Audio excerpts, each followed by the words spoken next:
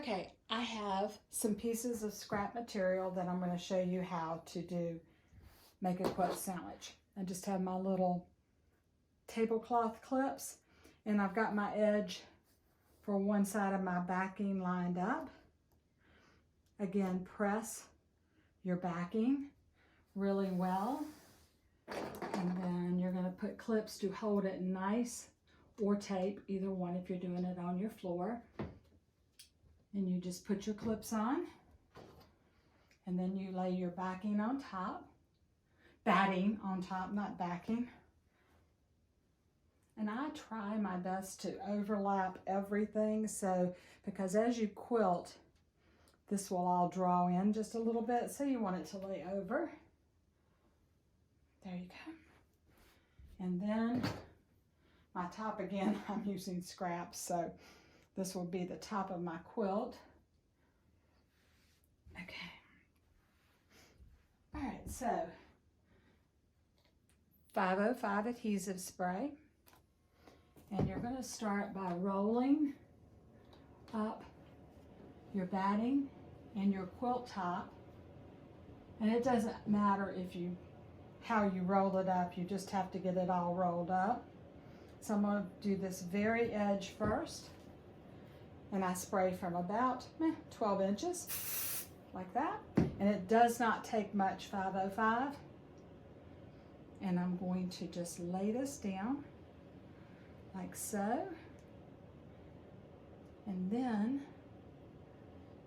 I'm going to roll this whole thing back to where it sort of pulls. And now you can see it's pulling.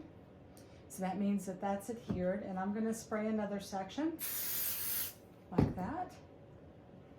And you take your hand and smooth that batting down on top with your hand. We're going to roll this back now and get it ready to go.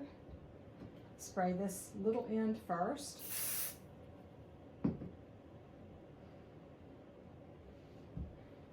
And then roll back to where it pulls. There you go.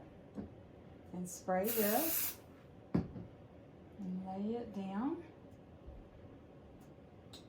And we'll move to the next section, which again, you do batting first and then your quilt top. And we're going to just lay this over.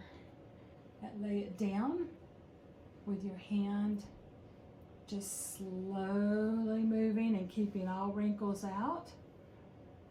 And then you do your quilt top. Make sure to pull back to where you feel some resistance, because that's where you last glued.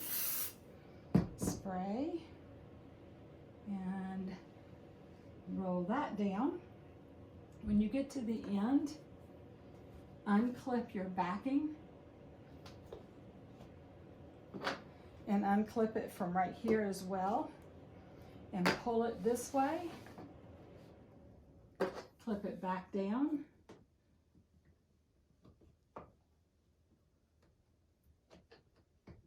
There you go. And clip this side back down the whole quilt, because that keeps your backing without wrinkles.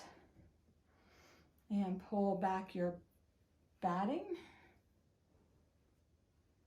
Spray.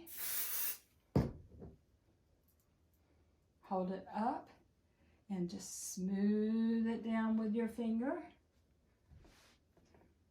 Your hands, I mean. You're pulling to where I feel a little resistance. And I'm going to spray that down. Again, it does not take much 505. And I did not iron my scraps, but you can see how very flat they come out. So now I have a completed, and I'm going to take these clips off, quilt sandwich so that you can see it.